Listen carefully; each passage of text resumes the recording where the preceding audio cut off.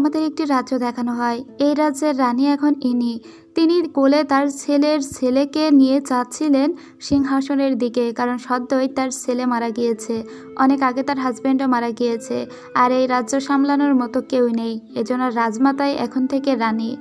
কোলে তার ছোট্ট গ্র্যান্ডসনকে নিয়েই সে সিংহাসনে বসে, কারণ মূলত সিংহাসনে তার গ্র্যান্ডসনেরই বসার কথা, কিন্তু সে যেহেতু এখনও কোলে, তাই তাকে এখন তো বসানো যাবে না।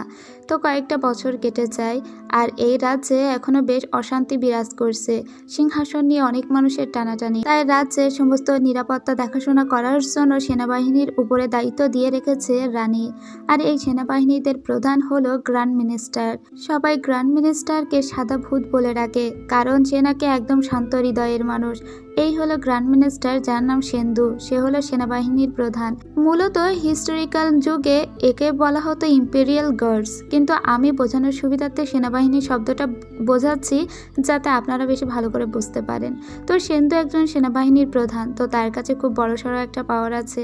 ওদিকে আমরা সেই গ্র্যান্ডসনকেও দেখতে পাই, সেও বেশ বড় হয়ে গিয়েছিল। কিন্তু রাজ্য নিয়ে সবার টানাটানি। এই গ্র্যান্ডসন মানে এই ছেলের আবার একটা চাচা আছে, এর নাম প্রিন্স শিয়ান। এরও কিন্তু সিংহাসনের প্রতি লোভ আছে।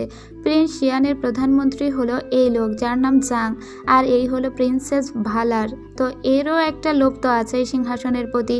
আর এটা হলো ব্ল্যাক ফেইন্ট বা কালো পাষণ্ড, এ হচ্ছে ভাইস মিনিস্টার। রানী রাজ্যের সবাইকে এক জায়গায় ডেকেছিল, ডাকা হয়েছিল সাদাভূত সেন্দুকেও। আসলে এখানে ডাকা হয়েছে একটা বিশেষ কারণে। রানী সবার সামনে সেন্দুকে বলে, তোমার জন্য বিয়ে ঠিক করেছি। ইয়ান ফ্যামিলির থার্ড কন্যাকেই তোমাকে বিয়ে করতে হবে। আর রানী যেহেতু বিয়ে ঠিক করেছে, সেহেতু বিয়ে তো তাকে করতেই হবে। আর এরপরেই আমাদের নায়িকাকে দেখানো হয়। এই হলো ইয়ান ফ্যামিলির ছোট মেয়ে, এর নাম হলো ইয়ান সিং। এর বড় বোনের সঙ্গে সেন্দুর বিয়ে ঠিক হয়েছে। ইয়ান সিং একটা থানায় কাজ করে। সে মূলত একজন ক্লার্ক, মানে ওর কোনো র্যাঙ্ক নেই।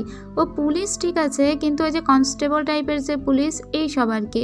আর যেহেতু অনেক আগের যুগ, তখন তো মেয়েদের এত সুযোগ সুবিধাও দেওয়া হতো না, কিন্তু ও ইনভেস্টিগেট করতে অনেক বেশি পছন্দ করে। এদিকে কালো পাষণ্ড এবং সাদাভূত, এরা দুইজন ছিল একে অপরের প্রতিদ্বন্দ্বী, এবং একে অন্যের সঙ্গে দেখা হলেই বোঝা যেত যে এরা ঠিক কতটা একে অপরের প্রতিদ্বন্দ্বী। একজন আরেকজনকে ছাড়িয়ে সামনে এগোতে চায়। এরা সবাই আজকে রাজ্যে এসেছিল, কিন্তু বন থেকে কেউ একজন একটা তীর ছুঁড়ে দিয়েছিল কালো পাষণ্ডের দিকে। তবে কালো পাষণ্ড খুব ভালোভাবেই ওই তীরটি নিশানা করতে পারে এবং নিজেকে বাঁচিয়ে নেয়। সাথে সাথে যে বন থেকে এই তীর ছোড়া হয়েছিল, সেই বনটি সিল করে দেওয়া হয়। আর ওই বনেই কিছু একটা পাতা তুলতে গিয়েছিল আমাদের নায়িকা ইয়ান সিং। ও মূলত একটা ঔষধি গাছের পাতা নিতে এসেছিল, আর ওই গাছে ছোট্ট একটা ছেলে বসেছিল। এই ছেলের নাম হলো চি। এর সঙ্গে ওর খুব ভালো পরিচয় হয়। তখনই সেনাবাহিনী যে ওই পাহাড়ে যতজন ছিল তাদের সবাইকেই অ্যাটাক করে, এবং তাদের সবাইকে কালো পাষণ্ডের সামনে আনা হয়। কালো পাষণ্ড বলেই ওই জঙ্গলে যতজনকে পাওয়া গিয়েছে তাদের সবাইকেই মৃত্যুদণ্ড দেওয়া হোক। কার এত বড় সাহস যে আমার দিকে তীর ছোড়ে। ইয়ান সিং তখন বলে, তীর তো একজন ছুঁড়েছে, তীর তো আর সবাই ছোড়েনি, তাহলে সবাই কেন মারা খাবে? ঠিক তখনই সাদাভূত বলে, সে ঠিকই বলেছে। আচ্ছা কালো পাষণ্ড, তুমি কি বলো? যদি তুমি চাও তাহলে আমি আমার হিংস্র কুকুরদেরকে লেলিয়ে দিই, আর এদের সবাইকে ছিঁড়ে ছিঁড়ে খেয়ে ফেলুক, সেটা আরও বেশি ভালো শাস্তি হয় না? কালো পাষণ্ড বলে, ঠিক আছে। এবার সাদাভূত তার সমস্ত কুকুরদেরকে লেলিয়ে দেয় ওই মানুষগুলোর পিছনে। এবার এর ভিতর থেকে কিছু মানুষ উপরের দিকে ওঠে, কেউ গাছে ওঠে, তো কেউ দড়ি বেয়ে কোথাও কোথাও উঠতে থাকে। আর এর থেকেই সাদাভূত এটা বোঝা যায় যে এর ভিতরে 6 জন মানুষ উপরে চড়তে পারে, আর গাছ থেকেই তীরটা ছোড়া হয়েছিল। তার মানে এই 6 জনের ভিতরেই কেউ একজন তো ঘাতক লুকিয়েই আছে।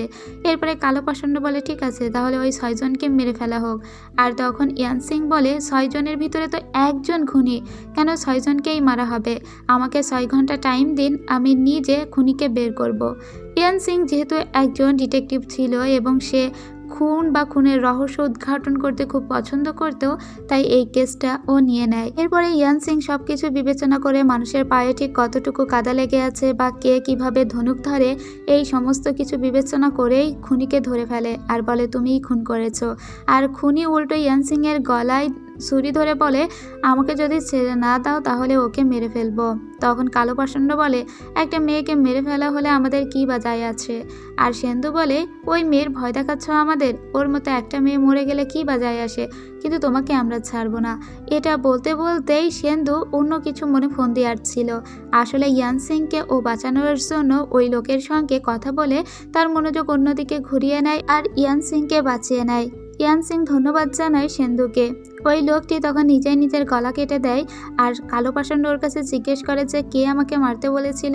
লোকটি তখন সাদা ভূত অর্থাৎ সেন্দুর দিকে আঙুল তুলে বলে, ওই আমাকে মারতে বলেছিল। কালো পাষণ্ড তখন সেন্দুর দিকে তাকিয়ে বলে, তাহলে তুমিই আমাকে মারতে চেয়েছিলে?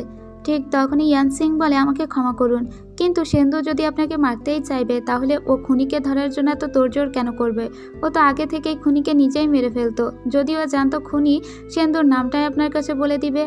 তখন কালো পাষণ্ড বলে, আরে আমি তো মজা করছিলাম, গ্র্যান্ড মিনিস্টার আমাকে কেন মারতে চাইবে? যাই হোক, কেস এখন ডিসমিস, এটা বলে চলে যায়। ইয়ান সিং সেন্দুকে ধন্যবাদ জানায় আর বলে, তুমি আমাকে বাঁচিয়েছো, কিন্তু সেন্দু তুমি কি আমাকে চিনতে পারছো না? সেন্দু ইয়ান সিংকে চিনতে পারে না, তবে ইয়ান সিংয়ের খারাপ লাগে কারণ ওর মনে কিছু একটা লুকিয়ে আছে। এরপর আমরা সেই চি নামের ছেলেকে দেখতে পাই। চি বলে, দিদি আজকে তোমার জন্য আমি বেঁচে গেলাম, আমাকে তোমার শিষ্য বানিয়ে নাও। তখন আমরা ইয়ান সিংয়ের একটা বান্ধবীকে দেখতে পাই যার নাম লুচি। তো এই ছেলেটিকে ইয়ান সিং বলে, দেখো আমি তো এমনি কেস সমাধান করি আর আমি তোমার মাস্টার হতে পারি না, তুমি তোমার মতো কাজ চালিয়ে যাও, একদিন দেখবে তুমি অনেক বড় একজন ইনভেস্টিগেটর হয়ে গিয়েছো। এর ফলে ও ওর বান্ধবীর সঙ্গে বাড়ির দিকে ফিরতে লাগে। তো বাড়িতে আসার পরে ইয়ান সিং জানতে পারে যে ওর ৩য় নম্বর বোনের সঙ্গে বিয়ে ঠিক হয়েছে সেন্দুর। এবার বলি যে ইয়ান সিংয়ের বাবার 2টা বউ এবং বড় বউয়ের মেয়ে হলো এই মেয়েটি, এর নাম হলো ইয়ান চাইওয়ে। তবে ইয়ান চাইওয়ে কোনোভাবেই সেন্দুকে বিয়ে করতে রাজি নয়। ইভেন ওদের পরিবারের সবাই খুব ভয় পেয়েছিল, কারণ সেন্দুকে সবাই ভয় পায়। আর চাইওয়ে তো কখনোই সেন্দুকে বিয়ে করতে চায় না। চাইওয়ের মাও এটা নিয়ে চিন্তায় পড়ে যায়। এদিকে আমরা দেখতে পাই 2য় পক্ষের মেয়ে হলো ইয়ান সিং। ইয়ান সিংয়ের মা ইয়ান সিংকে বলে, ভাগ্যিস তুমি তোমার 3rd বোনের মতো এত সুন্দরী নাও, নইলে সেন্দুর সঙ্গে তোমারই বিয়ে ঠিক হতো। কিন্তু এদিকে ওর বড় বোন পালিয়ে গিয়েছে একটি ছেলের সাথে, যে ছেলেকে চাইওয়ে ভালোবাসে। ওই ছেলেটির নাম হান। এখন যেহেতু হানের সঙ্গে পালিয়ে গিয়েছে এদের মেয়ে, তখন এরা এবার কি করবে? আবার এই বিয়েটার রাজমাতা নিজে ঠিক করেছে, সো বিয়ে তো হওয়াই লাগবে। বিয়ে যদি না হয় তাহলে ইয়ান পরিবারকে অনেক বড় একটা খেসারত দিতেই হবে, হয়তো ওদের পুরো ফ্যামিলিটাই ধ্বংস হয়ে যেতে পারে। তো সেন্দুর সঙ্গে বিয়েটা আটকানোর জন্যই কথা বলতে যাচ্ছিল ইয়ান সিং। ইয়ান সিং যখন রাস্তা দিয়ে যাচ্ছিল তখন ও সেন্দুকে আসতে দেখে। সেন্দু ওকে দেখে থেমে যায় আর বলে, এটা কে, আমার শালিকা নাকি? তখন সেন্দুকে ইয়ান সিং বলে, তুমি তো বিয়ে করতে নিজেও চাও না, তাহলে এই বিয়েটা ভেঙে দিচ্ছ না কেন? সেন্দু বলে, বিয়েটা ভাঙবো, আমার ঘাড়ে কয়টা মাথা আছে? রানী নিজে এই বিয়ে ঠিক করেছে, তো আমি কি পাগল হয়ে গিয়েছি যে এই বিয়ে আমি ভাঙবো? কেন, তোমার এত চিন্তা কিসের? বিয়ে তো আমার তোমার সঙ্গে হচ্ছে না, বিয়েটা তো আমার তোমার বড় বোনের সঙ্গে হচ্ছে, আর তুমি হবে আমার আদরের শালিকা, তো তোমার তো খুশি হওয়ারই কথা। ইয়ান সিং বুঝতে পারে যে সেন্দুর সঙ্গে বকবক করে লাভ নেই, তাই ও বাড়িতে আসে। এদিকে ওর বাবা তো ওদের বাড়ির সমস্ত চাকর বাকরদেরও দূরে পাঠিয়ে দিচ্ছে, কারণ এখন ওদের পরিবারে কি হবে কেউ জানে না। ঠিক সেই মুহূর্তে ইয়ান সিং বধূ বেশে এসে হাজির হয় আর ওর বোনের জায়গায় ঠিক করে ও নিজেই বিয়ে করবে। ওর মা ওকে বাধা দেয় আর বলে, তুমি কি পাগল হয়েছো, সাদা ভূতের সঙ্গে বিয়ে করবে? আর ওই কোল্ড হার্টেড মানুষটা আমার জামাই হবে, এটা আমি মানতেই পারি না। কিন্তু সবাইকেই বিদায় জানিয়ে ইয়ান সিংই বউ সেজে হাজির হয়, কারণ ইয়ান সিংকে এটা করতেই হবে ওর ফ্যামিলিকে বাঁচাতে গিয়ে। এদিকে সেন্দু খুব ভালোভাবে জানে যার সঙ্গে তার বিয়ে হওয়ার কথা সে অলরেডি তার বয়ফ্রেন্ডের সঙ্গে ভেগে গিয়েছে, তাহলে পালকিতে এখন কে আছে? সেন্দু আর দেখার লোভ সামলাতে পারে না। যদিও বিয়ে করার পরে বর বউ একে অন্যের মুখ দেখতে পারবে না, কিন্তু তারপরেও সেন্দু বলে, কে আমার বউ সেটা তো আমাকে দেখতেই হবে। এরপরে সেন্দু ওখানকার লাল কাপড়টি তুলে ফেলে আর বলে, তুমি কে? বেরিয়ে আসে ইয়ান সিং আর বলে, এটা আমি। চিনতে পেরেছ আমাকে? তোমার আদরের শালিকাই এখন তোমার বোন। সেন্দু বলে, তোমরা বউ পাল্টেছ, তো এখন পাবলিকলি আমি যদি তোমাকে মেরে ফেলি তাহলে কেউ আমাকে কিচ্ছু বলতে পারবে না। তখন ইয়ান সিং বলে, তুমি আমাকে মারতে চাও? যে বিয়ে রানী ঠিক করেছে সেই বিয়েকে তুমি অবমাননা করছো। রানী বলেছে ইয়ান ফ্যামিলিতেই তোমার বিয়ে হবে, আমিও তো ইয়ান ফ্যামিলির মেয়ে। তো এখন যদি তুমি আমাকে মারতে চাও তাহলে মারো, আমার আর কিছু বলার নেই। তো এই কথা শুনে থেমে যায় সেন্দু। সেন্দু বলে হ্যাঁ সেটাই তো, রানী কেবল বিয়েটাই ঠিক করেছে। এখন এই মেয়ে বড় মেয়ে কি ছোট মেয়ে সেটা রানীর মাথা ব্যথার কারণ না। তাছাড়া ইয়ান সিং বেশ ইন্টারেস্টিং, তো ওকে আমার কাছে কিছুদিন রেখে দিই, তারপরে না হয় ওকে বের করে দিব। তাই ইয়ান সিং সারাদিন অনেক ধকল সহ্য করে একটুখানি রেস্ট নিচ্ছিল, ঠিক তখনই ওর পিয়ারের হাজব্যান্ড এসে হাজির। ওকে এসেই সেন্দু বলে, তুমি জানো কেন আমাকে সবাই সাদা ভূত বলে ডাকে? কারণ আমি ভূতের মতো হয়ে গিয়েছি, আমার হৃদয়ে কোনো মায়া দয়া নেই। আর তুমি কিনা আমার বউ হয়ে এসেছো, তোমার সাহস তো কম না। এটা বলে ওর সঙ্গে একটু দুষ্টুমিই করতে যাচ্ছিল, কিন্তু এদিকে তো ইয়ান সিংও কম যায় না। ইয়ান সিং বলে এখন থেকে আপনি আমার হাজব্যান্ড, তাই আমার উপরে আপনার সমস্ত ধরনের অধিকার আছে, যা ইচ্ছা করতে পারেন। সেন্দু তখন বলে তোমাকে ওয়ার্নিং দিচ্ছি, আমাকে সেন্দু বলে ডাকবে না, আর আমার উপরে অযথা স্ত্রীর অধিকার ফলাতে আসবে না। এটা বলে ওয়ার্নিং দিয়েও চলে আসে। তো ওই দিন রাত কেটে যায়। পরদিন সকালবেলা ইয়ান সিংয়ের সঙ্গে ওর বান্ধবী লুসি দেখা করতে আসে আর বলে, জানিস বাঁশবাগানে 2টো লাশ পাওয়া গিয়েছে। 1 মাস আগে হয়তো এই লাশ দুটোকে কেউ পুঁতে রেখেছিল, বিষ দিয়ে ওদেরকে মারা হয়েছে। তো এখনই ওটা ইনভেস্টিগেট করতে যেতে হবে। ও তো সোজা থানায় চলে আসে, কিন্তু থানার যে প্রধান সে ওকে ঢুকতেই দিচ্ছিল না, কারণ সদ্যই মেয়েটির বিবাহ হয়েছে। কিন্তু এসব তোয়াক্কা না করে ইয়ান সিং চলে আসে ইনভেস্টিগেট করতে। ও এখানে এসে বুঝতে পারে যে একে গুয়ানিন নামের একটা বিষ দিয়ে মারা হয়েছে, এবং এখানে যে লোকটিকে মারা হয়েছে সাথে তার প্রেমিকাকেও মারা হয়েছে। আর যে দুজনের লাশ পাওয়া গিয়েছে এরা খুবই সম্ভ্রান্ত পরিবারেরই সন্তান। লিয়াং নামের একটা পরিবারের ছোট ছেলে, 3 নম্বর ছেলে হলো এই লোকটি যে মারা গিয়েছে। আর যে মারা গিয়েছে ওর নাম হলো লিয়ান চেন। তো যে বার্সারে ওকে পাওয়া গিয়েছিল সেই বার্সার আবার ঘেটে দেখতে আসে ইয়ান সিং, এখানে কিছু পাওয়া যায় কিনা। ঠিক তখনই এখানে সিন্ধু চলে আসে আর বলে, আমার পিয়ারের স্ত্রী এখানে কি করছে? তোমার না বাড়িতে থাকার কথা, বাড়িতে থেকে ঘর বাড়ি সামলানোর কথা, তাহলে বিয়ের পরদিনই তুমি কেন এই বাগানাগানে ঘুরছো?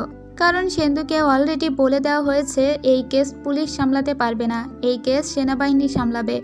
আর এখন যেহেতু ইয়ান সিং পুলিশেরই একজন কনস্টেবল, তাই ইয়ান সিং তো এই কেস সামলাতে পারবেই না। কিন্তু ইয়ান সিং অলরেডি অনেক কিছুই পেয়ে গিয়েছে, এবং ও মাটি কাটার ধরন, বাঁশে মাটি লেগে থাকার ধরন এইসব দেখে বুঝতে পেরেছে ওই লোকগুলোকে ঠিক কতদিন আগে এখানে পুঁতে রাখা হয়েছিল। তবে এইসব কথার তোয়াক্কা না করে ইয়ান সিংকে আবার ঘোড়ায় চড়িয়ে নেয় সেন্দু আর বলে, এখন তুমি সোজা আমার সঙ্গে বাড়িতে যাবে। রানী বলে দিয়েছে এই কেস তুমি তদারকি করতে পারবে না।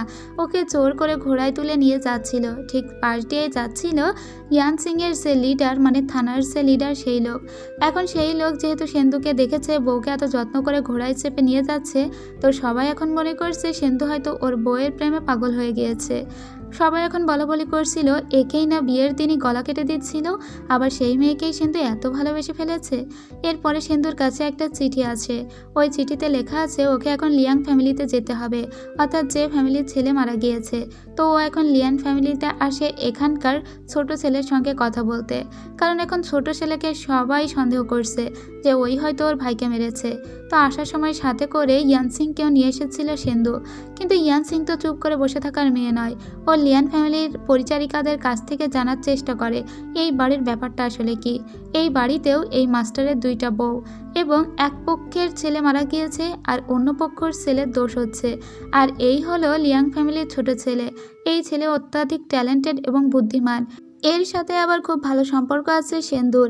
একে রানী নিজে নিযুক্ত করে রেখেছে। লিয়ান ফ্যামিলির সঙ্গে রাজ ফ্যামিলির আবার অনেক বড় একটা যোগাযোগ আছে, কারণ যত ধনুক এবং তলোয়ার রাজ পরিবারে যায় তার সবটাই লিয়ান ফ্যামিলি সাপ্লাই করে। তাই রানী পুলিশকে এই দায়িত্ব দেয়নি, কেসটা সামলানোর দায়িত্ব বরং সেনাবাহিনীকে এজন্য দিয়েছে যাতে সেনাবাহিনী খুব সুন্দর করে কেসটা সামলিয়ে নেয়, প্লাস কোনো রকমের দাগ যেন এই ছোট ছেলের উপরে না পড়ে, কারণ এই ছোট ছেলে সমস্ত রকমের তলোয়ার আঁকাআঁকি করে, সমস্ত রকমের নকশা সেই আঁকে, আর সে অনেক ট্যালেন্টেড, এবং রানী সবসময় ট্যালেন্টেড মানুষজনদেরকে অনেক ভ্যালু দেয়। সেন্দু একে বলে যায় যে তুমি তোমার কাজ করো, আর রানী তোমাকে যার জন্য ভরসা করে রেখেছে সেই কাজের মর্যাদা রাখো, বাইরের বাদবাকি সবটা আমি দেখছি, তোমার উপরে কোনো দোষ পড়বে না।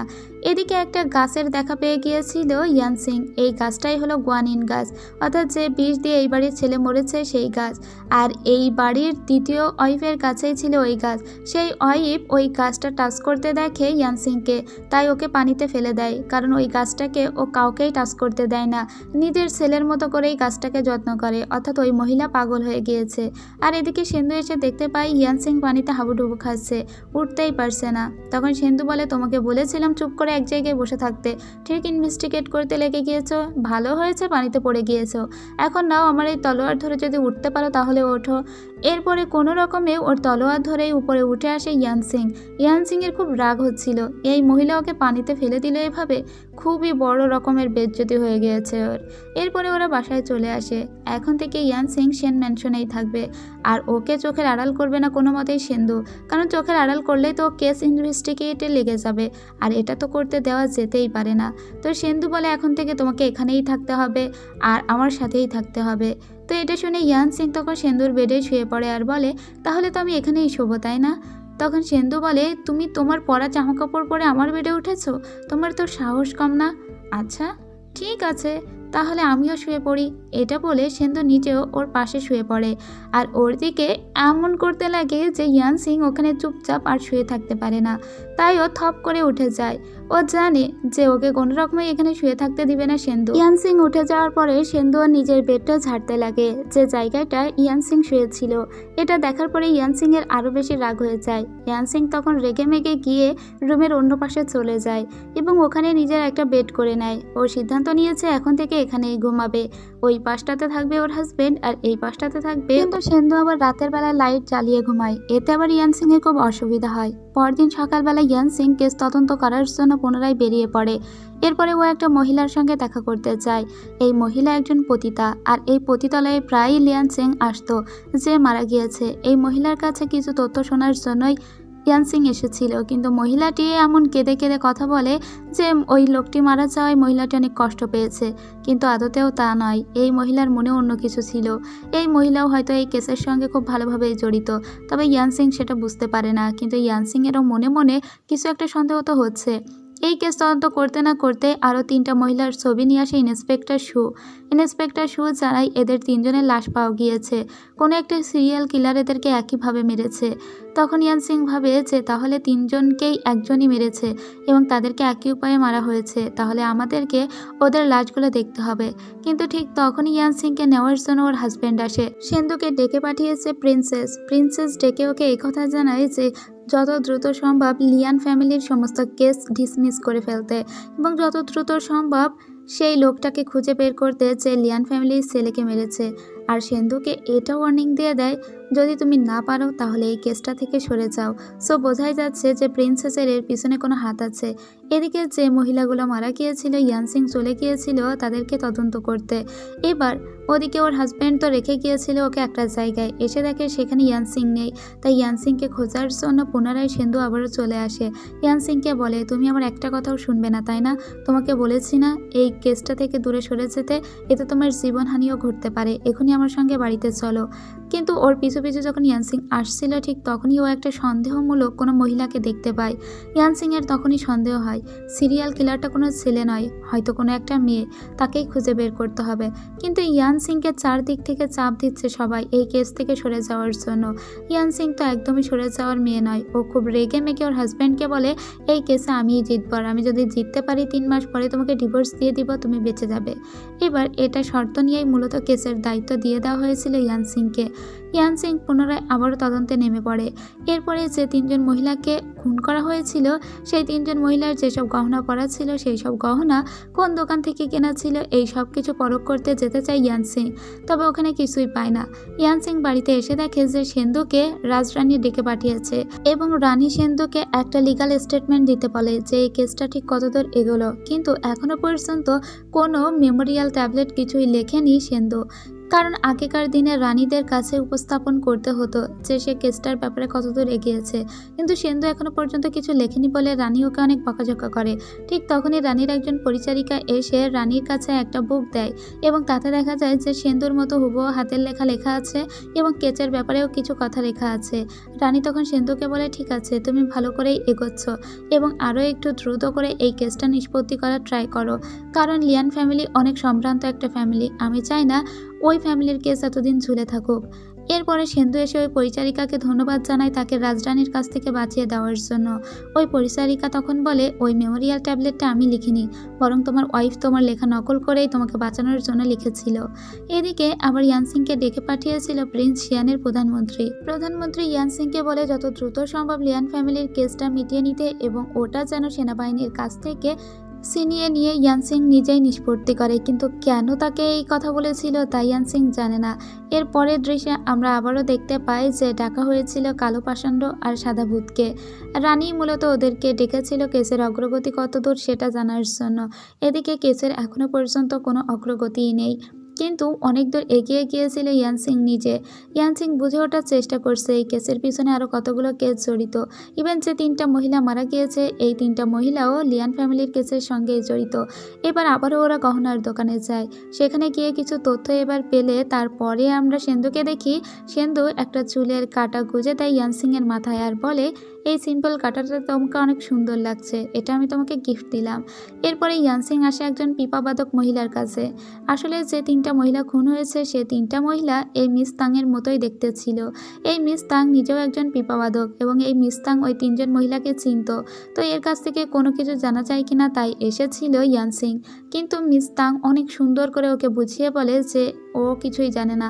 ইয়ানসিং কেস তদন্ত করার জন্য যে মিস তাংয়ের কাছে এসেছিল এটা আবার প্রিন্সেস জানতে পারে, কারণ মিস তাংয়ের খুব কাছের লোক হলো প্রিন্সেস। এই মিস তাংয়ের সঙ্গে প্রিন্সেসের আলাদা করে কোনো সম্পর্ক আছে। তাই ইয়ানসিংকে আবার প্রিন্সেস ডেকে পাঠায়। ওর মাথার কাঁটাটা খুলে নিয়ে বলে, কাঁটাটা বেশ সুন্দর। এটা বলে ওটাকে আবারও ওর মাথায় জোরে ঢুকিয়ে দিয়ে ওকে এটা ওয়ার্নিং করে দেয় যে এই কেস থেকে তুমি দূরে সরে যাও। ইয়ান ফ্যামিলির কেসের সঙ্গে তোমাকে আমি জড়িত থাকতে দেখতে চাই না। আর এদিকে যখন সেন্দু জানতে পারে তার ওয়াইফকে প্রিন্সেস ডেকে পাঠিয়েছে তখনই সেন্দু এখানে চলে আসে এবং পরিস্থিতিটা হ্যান্ডেল দিয়ে নিয়ে ওর ওয়াইফকে নিয়ে চলেই যাচ্ছিল, কিন্তু ইয়ানসিং উঠে দাঁড়াতেই পারছিল না। সেন্দু তখন প্রিন্সেসের সামনেই ইয়ানসিংকে কোলে তুলে নেয় এবং প্রিন্সেসকে এটা বুঝিয়ে দেয় যে ওকে যদি কেউ ক্ষতি করতে চায় তাহলে ওর হাজব্যান্ড সবসময়ই ওর পাশে আছে এবং যে কোনো মূল্যে ইয়ানসিংকে প্রোটেক্ট করবে সেন্দু নিচে। এরপরে সেন্দু ওকে নিয়ে চলে যাচ্ছিল আর বলছিল, প্রিন্সেস তোমাকে কি বলেছে। ঠিক তখনই ইয়ানসিং ওর মাথার কাঁটাটা খুলে দেখে ওই কাঁটাতে রক্ত লেগে আছে, অর্থাৎ প্রিন্সেস খুব জোরে ওর মাথায় ওই কাঁটাটা গুঁজে দিয়েছিল। কিন্তু এত কিছুর পরেও কেস থেকে কোনো মতেই সরে যাবে না ইয়ানসিং। সেন্দু ওকে বলে, তুমি জানো এতে তোমার জীবনে ঝুঁকি রয়েছে, তাও কেন এরকম নাছোড় বান্দার মতো কেচের পিছনে লেগে আছো। ইয়ানসিং এসব তোয়াক্কা না করে পরের দিন ওর বাড়িতে চলে আসে ওর বাবা মায়ের সঙ্গে দেখা করতে। এবার ঠিক কিছুক্ষণ পরেই আবার ইয়ানসিংকে খুঁজতে খুঁজতে সেন্দু ও শ্বশুরবাড়িতে চলে আসে। ইয়ানসিংকে কিন্তু সেন্দু মূলত চোখেই হারায়। এখন যেহেতু ও বাবার বাড়িতে এসেছে তো সেন্দু এই সুযোগে একটু শ্বশুরবাড়িটা ঘুরেই যাচ্ছিল। তো শ্বশুরবাড়ির লোকজন সবাই ওকে দেখে কুর্নিশ করতে শুরু করে। সবার অনেক ভয় লাগছিল, কিন্তু সেন্দু তো খুবই ভালো একজন জামাতা হয়েছে তাদের। সেন্দু খালি হাতে আসেনি, কিন্তু ওর শ্বশুরবাড়ির জন্য ও অনেক গিফটও নিয়ে এসেছে। সবাই তো অনেক হ্যাপি হয়ে গিয়েছে, বিশেষ করে ইয়ানসিংয়ের মা খুব খুশি হয়েছে, কারণ সবাই ভাবতো সেন্দুর কোনো হৃদয়ে মায়া দয়া নেই। তবে সেন্দু যে এত দারুণ জামাতা হয়েছে তা ওরা বুঝতেই পারেনি। এরপরে সেন্দু তার ওয়াইফকে নিয়ে আবারও সেন ম্যানশনে চলে আসে। ইয়ানসিংকে বলে, যেহেতু আমরা হাজব্যান্ড ওয়াইফ এবং সারা দুনিয়ার সামনে আমরা অভিনয় করে চলেছি, তাহলে কেন নয় আমরা ঘরের ভিতরেও আমাদের অভিনয়টা চালিয়ে যাই। এটা বলে ওই ইয়ানসিংয়ের সঙ্গে দুষ্টমি করতে লেগে যায়, কিন্তু ইয়ানসিং বসে বসে এসব দেখার মেয়ে নয়। ইয়ানসিংও উল্টো ওর সঙ্গে অভিনয় করতে থাকে আর বলতে থাকে, তুমি যা করতে চাও করো, আমি কি তোমাকে বাধা দিয়েছি নাকি। পরদিন ও যখন আবারও থানায় যায় তখন ওকে আবারও রিসিভ করতে আসে সেন্দু। এরপরে সেন্দু দেখতে পায় যে এই রাজ্যের চারিদিকে রক্ত দিয়ে কেউ কিছু লিখে রেখেছে, তবে এটা ছিল একটা ফেক রক্ত। এটা ছিল মূলত একটা রঙের কালি, আর এটা কোন রঙের কালি এটা জানার জন্য সেন্দু ডেকে পাঠিয়েছিল একজন বৃদ্ধ মাস্টারকে। আর এই মাস্টার আর কেউই নয়, এটা ছিল ইয়ানসিংয়ের মাস্টার। ইয়ানসিং যার কাছ থেকে ইনভেস্টিগেশন শিখেছে। তো এই মাস্টারের কাছে সেন্দু জিজ্ঞেস করে, ওই রক্তের মতো দেখতে ওই রঙটা আসলে কি রং ছিল। এই মাস্টার বলে, ওই রঙটা আমি আবিষ্কার করেছিলাম এবং তা মাত্র কয়েকজন লোককে দিয়েছিলাম লেখার জন্য। তবে ওই রক্তের মতো রং ওরা কোথায় পেল জানি না। শুধু তো এই রক্তের মতো লেখাই নয়, এখানে কিছু লাশও আবারও এসেছে, মানে এই লাশগুলো ওরা দিয়ে গিয়েছে, সাথে ওই লেখাটা ওয়ার্নিং হিসেবে দিয়ে গিয়েছে। তো অনেকগুলো কেস একসঙ্গে জড়িয়ে যাচ্ছে। এবার এই কেসগুলো উদ্ঘাটন করার জন্য পিপাবাদক মহিলাদের যা খুন করেছে তাকে খুঁজে বের করতে হবে। ইয়ান সিং তাই একটা আলাদা প্ল্যান করে যে পিপাবাদক ও নিজে সাজবে এবং যে ফেস্টিভ্যাল থেকে ওই মহিলাগুলো গায়েব হয়ে গিয়েছিল ও নিজে ওই ফেস্টিভ্যালে যাবে। ওখানে গেলেই হয়তো বা ও খুনিকে ধরে ফেলতেও পারে। এরপরে আমরা আরও একজন পিপাবাদককে দেখতে পাই। একটা বড় ফেস্টিভ্যাল হচ্ছিল, সেখানে ও পিপা বাজাতে এসেছিল এবং এখানে আসার পরেই মূলত ইয়ান সিং বুঝতে পারে ও হয়তো সেই খুনিকে খুঁজেও পেয়েছে। খুনির পিছু পিছু ও হাঁটতে শুরু করে। ঠিক তখনই ও দেখতে পায় একটা আলাদা ধোঁয়া এবং গাছ থেকে ফুল পড়ছে। ও ওই গাছের নিচে দাঁড়িয়ে যায়। সামনে ও কালো কাপড় পরা একটা মহিলাকে দাঁড়িয়ে থাকতে দেখে, হাতে যার ধূপ, এবং এই ধূপ থেকে যে ধোঁয়া বেরোচ্ছিল তাতে অন্যরকম একটা দুনিয়ায় চলে যেতে লাগে ইয়ান সিং। ইয়ান সিংয়ের ছোটোবেলার কথা মনে পড়ছিল। এদিকে সিন্ধু সব জায়গায় ইয়ান সিংকে খুঁজে বেড়াচ্ছে, কারণ ইয়ান সিং অনেকক্ষণ ধরেই নিখোঁজ হয়ে আছে। এদিকে ইয়ান সিংয়ের মনে পড়ছিল ছোটবেলার সেন্দুর কথা। আসলে ছোট থেকেই ও সেন্দুকে চিনত। যখন ও অনেক ছোট ছিল, সেন্দু তখন জেলে ছিল এবং ওই জেলে ছোট্ট একটা গর্ত ছিল, যে গর্ত দিয়ে সেন্দুর সঙ্গে দেখা করতে যেত ইয়ান সিং নিজে। ইয়ান সিং খুব ভালোভাবেই জানে যার সঙ্গে ওর বিয়ে হয়েছে সেই ছেলেটিকে ও ছোট্টবেলা থেকে ভালোবেসে এসেছে, কিন্তু কোনোভাবেই সেন্দু এটা জানে না যে ইয়ান সিংই সেই মেয়ে যে ছোট্টবেলায় কারাগারে ওর সঙ্গে দেখা করতে যেত। এদিকে যে মহিলা ধরে এনেছে ইয়ান সিংকে, সেই মহিলার কাছে ইয়ান সিং জিজ্ঞেস করে, তুমি ওই পিপাবাদক মহিলাগুলোকে কেন মারলে? এতজন মানুষকে কেন তুমি মেরে ফেলেছো? তুমি তাদেরকে মেরে ফেলেছো, আবার তাদের হার্টও ছিনিয়ে নিয়েছো, কিন্তু কেন? ওরা কি অন্যায় করেছিল? ওরা তো কোনো অন্যায় করেনি। তখন এই মহিলা বলে, ওরা অন্যায় করেছে, ওরা গুরুতর অন্যায় করেছে, আর এখন আমি তোমাকেও মারবো। তখন ইয়ান সিং বলে, ওরা না হয় অন্যায় করেছিল, কিন্তু আমি কি অন্যায় করেছি? ঠিক তখনই এই মহিলা দেখতে পায় ইয়ান সিংয়ের জায়গায় অন্য একটা মেয়ের চেহারা। এই চেহারা দেখার পরেই তো ওই মহিলার চোখ ঠোক আরও লাল হয়ে যায় এবং মহিলা তখন ইয়ান সিংকে মারতে উদ্যত হয়। এর পিছনে একটা বড় কারণ আছে। ঠিক তখনই এখানে সেন্দু চলে আসে আর ইয়ান সিংকে বাঁচিয়ে নেয় আর ওই মহিলাকে ধরে ফেলে। তো এবার ইয়ান সিং অনেক কাঁদছিল এবং সেন্দুকে একটু আগেই ও স্বপ্নে দেখেছে, আর ও তো ভাবেই নিয়ে যে সেন্দুকে আবারও সামনে থেকে দেখতে পাবে। ও ভেবেছিল ও হয়তো মারা যাবে। এদিকে ওই মহিলার মুখও খুলে ফেলা হয়। এই মহিলা তো আর কেউই নয়, এ হলো মিস তাং। এ হলো পিপাবাদক সেই মহিলা যার কাছে ইনভেস্টিগেশন করার জন্য গিয়েছিল একবার ইয়ান সিং এবং প্রিন্সেস ওকে ডেকে পাঠিয়েছিল। আপনাদের নিশ্চয়ই মনে আছে। তো এখন সবাই এবার প্রিন্সেসকেও সন্দেহ করে, কারণ এই মহিলা তো প্রিন্সেসের রাজ্যেরই একজন মহিলা এবং প্রিন্সেসের অনেক কাছের একজন মহিলা। সবাই এখন এর কাছে জিজ্ঞেস করে যে কেন এতগুলো নিষ্পাপ মানুষকেও মেরে ফেললো। তখন মিস তাং বলতে শুরু করে, মিস তাংয়ের যার সঙ্গে বিয়ে হয়েছিল, মিস তাং তাকে প্রচুর ভালোবাসতো, কিন্তু মিস তাংয়ের একটা বোন ছিল, যে বোন তার বোনের স্বামীর সাথে পরকীয়া করেছিল, অর্থাৎ মিস তাংয়ের হাজব্যান্ডের সঙ্গে পরকীয়া করেছিল। এবার মিস তাং তার বোনকে বিষ খাইয়ে মারতে চেয়েছিল, কিন্তু ওই বিষটা তার স্বামী খেয়ে মারা যায়। আর সেই থেকেই তো মিস তাং তার বোনকে প্রচণ্ড ঘৃণা করতো। তার থেকেও বড় কথা হলো, তার হাজব্যান্ড যখন মারা গিয়েছিল, এর সাথে সাথে ওর বোনও মারা গিয়েছিল। সেখান থেকেই তো নিজের বোনকে, মানে মৃত বোনকেও সহ্য করতে পারতো না মিস তাং, এবং ও যতজনের ভিতরে ওর বোনের মতো অবয়ব দেখতে পেত তাদেরকেই মেরে ফেলতো। যেমন ইয়ান সিংয়ের ভিতরেও কিন্তু ও হঠাৎ করে একটা অবয়ব দেখেছিল। আসলে এই মিস তাং উন্মাদ হয়ে গিয়েছে, যেহেতু ভালোবাসা হারিয়েছে তাই ও অনেকটা পাগল হয়ে গিয়েছে এবং যাদের ভিতরে ওর বোনের মতো অবয়বও দেখতে পায় তাদেরকেই ও মেরে ফেলে। কিন্তু এর শুধু একা নয়, এর পিছনে আরও অনেক মানুষ আছে। এটুকু বলেই ও নিজের গায়ে আগুন জ্বালিয়ে দেয় এবং এটা খুব ম্যাজিক্যাল ওয়েতেও করেছিল। তো ওর কাছ থেকে আর কোনো কিছুই জানা যায় না। এরপরে আমরা দেখতে পাই যে নিজেদের রুমে চলে এসেছিল সেন্দু এবং ইয়ান সিং।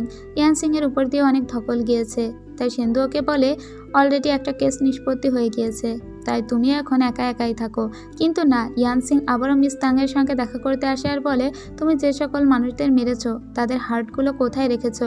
কিন্তু এদিকে মিস তাং তো এখন পাগল হয়ে গিয়েছিল। ও শুধু একটা শ্লোকই বলে চলেছিল, আর তা হলো, আগুনের বেশে পোকারা আসবে এবং সবাইকে ধ্বংস করে দিবে।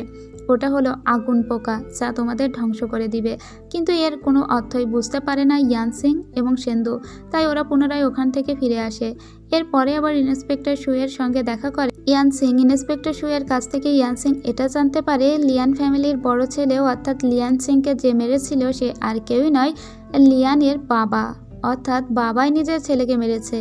এরপরে আবারও সে ছোট ছেলের সঙ্গে, অর্থাৎ লিয়ান ফ্যামিলির ছোট ছেলে যে অনেক ট্যালেন্টেড, তার সঙ্গে দেখা করতে যায় সেন্দু, আর গিয়ে বলে, তুমি অবশেষে মুক্তি পেলে, আর তোমাকে রানী যে কাজ দিয়েছিল সে কাজটা তুমি এখন ভালোভাবেই করতে পারবে, কারণ তুমি কোনো কালপ্রিট নও, কালপ্রিটটা হলো তোমার বাবা, আর তাকেই আমরা অ্যারেস্ট করছি।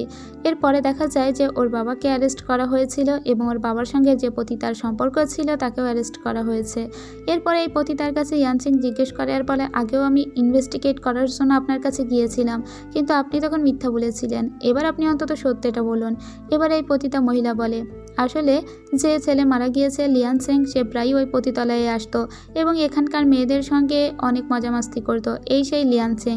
এবার একদিন হঠাৎ করেই এর চায়ে বিষ মিশিয়ে দিয়েছিল এই মহিলা। আসলে এই মহিলার সঙ্গে লিয়ান সিং এর বাবার একটা আলাদা সম্পর্ক ছিল এবং এর বাবার সঙ্গে অবৈধ সম্পর্ক থাকার কারণে ওই মহিলাটি প্রেগনেন্ট হয়ে যায়।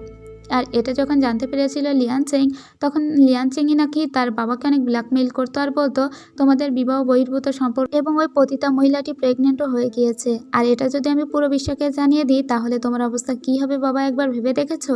আর এইসব করে ব্ল্যাকমেইল করে নাকি তার বাবার কাছ থেকে অনেক অনেক টাকা নিত, বিভিন্ন পতিতালয়ে যেত আর মদ টদ খেত আর কি।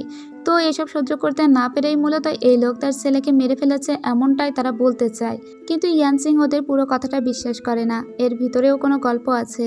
ঠিক তখনই এখানে এসে যায় সেন্দু। সেন্দু সোজা চলে আসে লিয়ান মাস্টারের কাছে আর লিয়ানকে এসে জিজ্ঞেস করে, তুমি তোমার নিজের ছেলেকে কিভাবে মারতে পারলে? তোমার তো লজ্জা হওয়া উচিত। আমি জানি তুমি মিথ্যা বলেছ, আমি অনেক দিন ধরেই তোমাদের উপর নজর রেখেছিলাম, কারণ আমি সন্দেহ করেছিলাম হয়তো লিয়ান সিংয়ের মৃত্যুর পিছনে তোমার কোনো হাত আছে, এবং তোমরা যে প্রেগনেন্টের নাটকটা সাজিয়েছো সেটা আসলে সত্যি নয়। আসলে তোমার অনেক বড় কোনো কুকীর্তির কথা তোমার ছেলে জানতে পেরেছিল, আর তাই তো তুমি তাকে মেরে ফেলেছ। এখন তুমি স্বীকার করবে, নাকি আমি তোমাকে এত জঘন্য মৃত্যু দেব যাতে তুমি ধুকে ধুকে মরবে? তখন লিয়ান স্বীকার করে আর বলে, আসলে আমি অনেক বড় একটা অপরাধ করে ফেলেছি, যেহেতু আমি এখন মরেই যাব, তাহলে আর স্বীকার করতে বাধা কোথায়? আসলে এখান থেকে অনেক বছর আগে যখন ছোট ছিল সেন্দু, তখন তার পুরো ফ্যামিলিকেই মেরে ফেলা হয়েছিল এবং তাদের বিরুদ্ধে অভিযোগ ছিল ওরা রাষ্ট্রদ্রোহী এবং দেশদ্রোহীর কাজ করার জন্যই রাজপরিবার থেকেই ওদের সবাইকে মেরে ফেলা হয়েছিল এবং সেন্দু ছোট থাকায় ওকে জেলে ঢোকানো হয়েছিল। তারপরে জেল থেকে বেরিয়ে আজকে সেন্দু এই জায়গায় এসেছে, কিন্তু ওর বাবার পিছনে যারা অভিযোগ দিয়েছিল এবং তার বাবাকে যারা ফাঁসিয়েছিল তার ভিতরে এই লোক একজন। এই লোক ফাঁসিয়েছিল মূলত সেন্দুর বাবাকে। সেন্দুর বাবাকে এরকম একটা অ্যালিগেশন দেওয়া হয়েছিল, সেন্দুর বাবা নাকি সমস্ত তরবারি এবং ধনুক যে নকশা দিয়ে তৈরি করা হচ্ছে সেই নকশা তার বিরোধী পক্ষ অর্থাৎ শত্রুদের জানিয়ে দিয়েছে। আচ্ছা, একটু সহজ করে বলি, ধরুন দুইটা দেশ, দেশ এ এবং দেশ বি। তো দেশ এর ভিতরে অনেক ধরনের নকশা করে তলোয়ার তৈরি করা হয়, ধনুক তৈরি করা হয়, এবং সেই ধনুকগুলো তৈরি করতো লিয়ান ফ্যামিলি। আর লিয়াং ফ্যামিলির মাস্টার কিন্তু এই লোকটি। এই লোকটি ওই ধনুকবিদ্যার কৌশল এবং যে ধনুক তৈরি হয়েছে সেটা জানিয়ে দিয়েছিল বি দেশটিকে, যে দেশটি এ দেশের শত্রু, এবং এই সমস্ত দোষ চাপিয়ে দিয়েছিল সেন্দুর বাবার উপরে। আর তাই তো সেন্দুর বাবাকে সবাই ভুল বোঝে এবং রানী বা তখনকার যে রাজা ছিল সে সেন্দুর পুরো ফ্যামিলিকেই এক্সিকিউট করে দেয়। এর মানে হলো সেন্দুর পুরো ফ্যামিলিকেই মেরে ফেলে দেয়। তবে সেন্দুর বাবাকে মারার আগে সেন্দুর বাবার সঙ্গে মুখোশধারী একটা মহিলা দেখা করতে এসেছিল। সেন্দু আজও জানে না ওই মহিলাটি কে ছিল। চোখের সামনে সেন্দুর পুরো পরিবারকে মরতে দেখেছে সেন্দু। সেন্দু যেহেতু ছোট ছিল তাই সেন্দু পুরোটা ভালোভাবে আসলে তখন বুঝতে পারেনি এবং ও ছোট থাকায় ওকে যাবজ্জীবন কারাদণ্ড দেওয়া হয়েছিল। কিন্তু পরে সেন্দু অনেক কৌশলে কারাগার থেকে বের হয়েছে, আর যখন ও কারাগারে ছিল ঠিক তখনই কিন্তু ওই বাচ্চা ইয়ান সিং ওর সঙ্গে দেখা করতে আসতো, শুধুমাত্র কৌতূহল থেকেই, বন্ধুত্ব করার জন্যই। তো সেন্দুর আজকে প্রচণ্ড মন খারাপ হয়ে যায়, তাই ও একটা রেস্টুরেন্টে আসে কিছু মদ খাওয়ার জন্য। তো এখানে ড্রিঙ্ক করে ও অনেক মাতাল হয়ে যায়, উল্টো পাল্টা বকবক করতে লাগে। ইয়ান সিং খবর পেয়ে চলে যায় সেন্দুর কাছে সেন্দুকে সামলানোর জন্য, কিন্তু ওকে সামলানো তো অনেক কঠিন হয়ে যাচ্ছিল। ও সেন্দুকে বাড়িতে নিয়ে আসে। সেন্দু তখন ঘুমের ভিতরেই একবার ইয়ান সিং বলে ওঠে এবং ও সেই বাচ্চা মেয়েটির কথা বলে, যে ডিটেকশন ছেলে ওকে দেখতে আসতো মেয়েটি। এই কথা শুনে ইয়ান সিং এর মনে পড়ে, সেন্দুর কি তাহলে আমাকে মনে রেখেছে? সেন্দু কি আমাকে ভুলে যায়নি? তাহলে সেন্দু কেন আমার কাছে স্বীকার করে না? ইয়ান সিং এর খুব ভালো লাগছিল, কারণ ইয়ান সিং সেন্দুকে প্রথম থেকেই চিনতে পেরেছে। তবে সেন্দু কি ওকে সত্যিই চিনতে পেরেছে যে সেই ইয়ান সিং? না, সেন্দু আসলে ঘুমের ভিতরেই ওর কথা বলছিল, কিন্তু জানেই না তার এত আদরের বউটাই ওই ইয়ান সিং। এরপরে সেন্দু পুনরায় আবারও ওর কেস ইনভেস্টিগেট করতে লেগে যাচ্ছিল এবং সেন্দুর সাথে সাথে ওর বউ ইয়ানসিংও লেগে যাচ্ছিল। কিন্তু ইয়ানসিংকে বারবার দূরে সরিয়ে দেয় সেন্দু আর বলে এসব কেস ওকে তদন্ত না করতে। কিন্তু ইয়ানসিং তো বলেই দিয়েছে ও কেস তদন্ত করবে এবং 3 মাস পরেই সেন্দুকে ডিভোর্স দিয়ে দিবে। তো সেজন্যই মূলত সেন্দু ওকে আবার নাও করতে পারে না। এরপরে ওরা অন্য একটা কেস তদন্ত করতে আসে। আপনাদের নিশ্চয়ই মনে আছে যে বয়ফ্রেন্ডের সঙ্গে ভেগে গিয়েছিল ইয়ানসিংয়ের বড় বোন। তো তাদের কোনো খোঁজই নেই, হঠাৎ করেই তাদের খোঁজ পাওয়া যায় এবং তাদেরকে নাকি একটা ম্যাজিক্যাল জায়গায় কেউ আটকে রেখেছে। এটা ছিল মরণ ফাঁদ। এখানে সব সবুজ রঙের আগুন জ্বলছিল। এই আগুনের ভিতরেই হানকে দেখা যায় আর চাইওইকেই এই আগুনের ভিতরে আটকে রাখা হয়েছে। তখন সেন্দুকে বারবার ওদের বাঁচাতে যেতে বলে ইয়ানসিং, কিন্তু সেন্দু জানে যে এটা ভয়ানক একটা ফাঁদ, এর ভিতরে পা দেওয়া যাবে না, খুব কৌশলেই ওদেরকে উদ্ধার করতে হবে। কিন্তু এসব কোনো কথাই শোনে না ইয়ানসিং। ইয়ানসিং বলে আমি ওদের বাঁচাতে যাব। সেন্দু ওকে যেতে না দিলে ইয়ানসিং তখন সেন্দুর হাতেই কামড় দিয়ে সোজা সামনে চলে যায়। চলে যাওয়ার সাথে সাথেই দেখা যায় যে অনেক আগুন পোকা এসে ইয়ানসিংকে আটক করে নেয়। এবার ইয়ানসিংকে বাঁচাতে সেন্দু চলে আসে। ঠিক এরপরেই দেখা যায় কিছু সিক্রেট ওয়েপনকেও দূর থেকে মেরে দিচ্ছে। তো সেন্দু থাকার কারণেই আজকে ইয়ানসিং বেঁচে যায়। এরপরে একটা লাল কালো জামা পরা মহিলা সামনে আসে, এর নাম চেন হাও। একে দেখে ওরা অবাক হয়ে যায়, কারণ চেন হাও 5 বছর আগে সবার সামনেই মারা গিয়েছিল। তাহলে আবারও এই মহিলা কোথা থেকে উদয় হতে পারে? তবে কি এ পুনর্জীবন লাভ করেছে? চেন হাও বলে আমি মরে গিয়েছিলাম ঠিকই, আমি আবার পুনর্জীবিত হয়ে ফিরে এসেছি। কিন্তু এই সব কথা বিশ্বাস করে না সেন্দু ওর সঙ্গে লড়াই করতে শুরু করে দেয়। ওর সঙ্গে লড়াই করে ওকে হারিয়ে দেয় আর এখান থেকে চাইবয় এবং তার বয়ফ্রেন্ড হানসোয়ানকে বাঁচিয়ে নেয়। ওদেরকে বাঁচানোর সাথে সাথে এখানে আরও অনেক লোকজন চলে আসে। এদের সবাইকে নিয়ে ইয়ান ফ্যামিলিতে চলে যায় ইয়ানসিং। তারপরে ইয়ানসিং চলে আসে আবার সেন ম্যানশনে ওর হাজব্যান্ডকে দেখতে। এরপরে ত্রিশে আমরা লুচিকে দেখতে পাই। লুচির মায়ের যেখানে মাটি দেওয়া ছিল ও মাঝে মাঝে সেই কবরস্থানে আসতো, সারা রাত ওখানে থাকতো। ঠিক তখনই একদিন ওর একটা লোকের সঙ্গে দেখা হয়ে যায়, যে লোকটি একটা মাস্ক পরেছিল। সে এসে জানায় যে তারও মায়ের কবর এখানে, এজন্য সেও মাঝে মাঝে এখানে আসে। তো লুচি বলে তোমার আর আমার গল্প তো একই রকম, তাহলে চলো আমরা বন্ধুত্ব করে নিই। লুচি ওকে মিস্টার মার্কস বলে ডাকতো এবং ওর সঙ্গে বন্ধুত্ব করে নেয়। এদিকে আবার ইয়ানসিংকে দেখানো হয়। ইয়ানসিং সেন্দুর কাছে এসেছিল, সেন্দুকে কামড় টামড় দিয়ে এখন আবার ওর সেবা করতে চায়। সেন্দু বলে আমার হাতে তো একটা কুকুর কামড় দিয়েছে, যে পরিমাণে দাগ হয়ে গিয়েছে। এতে ইয়ানসিং খুব রেগে যায় আর বলে আমাকে সেবা করতে দাও। এরপরে ইয়ানসিং ওর হাতে মলম টলম লাগিয়ে দিয়ে ওকে এমনভাবে ব্যান্ডেজ করে দিয়েছিল যেটা দেখে সেন্দু কি বলবে বুঝতে পারে না। সেন্দু এমনিতেই কথাবার্তা একটু কমই বলে আর ওর বইয়ের এসব কাজকর্মে ও আসলে কি বলবে বুঝে উঠতে পারে না। তো দ্রুত করে ওখান থেকে ইয়ানসিং চলে আসে গোসল করতে। ও বসে বসে গোসল করছিল এবং সেন্দুর সেই ছোটবেলার কথা মনে করছিল। বারবার ভাবছিল সেন্দু কি আমাকে ভুলে গিয়েছে, সেন্দুর কি ছোটবেলার ইয়ানসিংয়ের কথা একবারও মনে পড়ে না। ঠিক তখনই এখানে সেন্দু চলে আসে আর বলে ইয়ানসিং তুমি আমাকে কি লাগিয়ে দিয়েছো, এটা আমার সমস্ত শরীরে অ্যালার্জি হয়ে গিয়েছে। এই সব পরখ করে ইয়ানসিং বুঝতে পারে ও আসলে ভুল মেডিসিন লাগিয়ে দিয়েছে আর তার জন্যই তো সমস্ত শরীরে অ্যালার্জি হয়ে গিয়েছে সেন্দুর। ও কি বলবে বুঝতে পারে না। এদিকে ইয়ানসিংকে যে সেন্দু ঠিক কী বলে বকাঝকা করবে তাও বুঝতে পারে না। এত কিউট ফেস করেই সমস্ত কিছু স্বীকার করে নিচ্ছিল ইয়ানসিং যে সেন্দু ওকে আর কিছু বলতে পারে না। এদিকে ইয়ানসিংয়েরও খারাপ লাগে, তাই তো ও পানিতে সেন্দুর হাতটা ধুয়ে দিচ্ছিল। যে ওষুধ ওকে মাখিয়ে দিয়েছিল সেই ওষুধটাই আবার ধুয়ে দিচ্ছিল। এতে আবারও সেন্দুর মনটা একদম গলে যায়। এরপরে দৃশ্যে আমরা দেখতে পাই যে ইয়ানসিংয়ের সঙ্গে দেখা করতে গিয়েছিল প্রিন্সেস ওকে যেয়ে বলে চেন হাওয়ের ব্যাপারে যে ইনভেস্টিগেট চলছে, আমি চাই এই কেস থেকে তুমি সম্পূর্ণ দূরে সরে দাঁড়াও। কিন্তু ইয়ানসিং কোনোভাবেই তো দূরে সরে দাঁড়াবে না। তবে ইয়ানসিংয়ের এটা সন্দেহ হয় কেন প্রিন্সেস নিজে এসে আমাকে সরে দাঁড়াতে বলল। তাহলে কি এই কেসের ব্যাপারে প্রিন্সেস কোনোভাবে জড়িত? ওর খুব করে মনে হচ্ছিল যে প্রিন্সেস এই ব্যাপারে জড়িত। এদিকে ওর লিডারও বলে দেখ মা ইয়ানসিং তুই এই কেস থেকে সরে দাঁড়া, নাহলে আমাদের সবার বিপদ হয়ে যাবে। কিন্তু কে শোনে কার কথা। এদিকে রানী ডেকে পাঠিয়েছিল সেন্দুকে ডেকে বলে সেন্দু চেন হাওয়ের ব্যাপারে যা কিছু তদন্ত করার সেটা তুমিই করবে। পুলিশের কাছ থেকে এই কেস নিয়ে আমি সেনাবাহিনীর হাতেই তুলে দিলাম। তো এখন সেনাবাহিনী এই কেসটাকে নিয়ে লড়বে, কিন্তু এই কেসটাকে নিয়ে লড়তে চায় নিজে ইয়ান সিং। তো ইয়ান সিং এখন তার হাজব্যান্ডকে মানানোর চেষ্টা করে, তার জন্য দারুণ দারুণ রান্নাবান্না করতে লাগে এবং অনেক করে বোঝাতে লাগে, দেখো এই কেসের সঙ্গে আমাকেও একটু জড়িয়ে নাও, যেহেতু পুলিশের কাছে এই কেস নেই, এখন সেনাবাহিনী এই কেসটা হ্যান্ডেল করবে, তাই তোমার টোকেনটা আমার কাছে দিয়ে দাও, যেটা দিয়ে আমি অন্তত ইনভেস্টিগেটটা চালিয়ে যেতে পারি। তো সেন্দু তার আদুরে বউয়ের কথা কি না রেখে পারে, তখন আর কি করবে, নিজের টোকেনটা দিয়ে দেয় আর বলে, কিন্তু তুমি যা করবে খুব সাবধানে করবে আর আমাকে জানিয়ে করবে। এরপরে আবারও শুরু করে দেয় ইনভেস্টিগেশন ইয়ান সিং। ইয়ান সিং তখন চেন হাওয়ের বাড়িতে গিয়ে একটা লোককে দেখতে পায়, যে লোকটির মাধ্যমে ও একটা শপের কথা জানতে পারে, ওই শপে কিছু একটা লুকিয়ে আছে। এদিকে এই দেশের বড় বড় স্কলারদের উপরে কারা যেন অ্যাটাক করেছিল এবং ওই অ্যাটাকে গিয়ে ওদের সবাইকে বাঁচিয়ে নিয়েছিল সেন্দু, এবং যারা অ্যাটাক করেছিল তাদের ভিতরে প্রিন্স শিয়ানের কিছু লোক ছিল আর তারপরে প্রিন্সেসের কিছু লোক ছিল।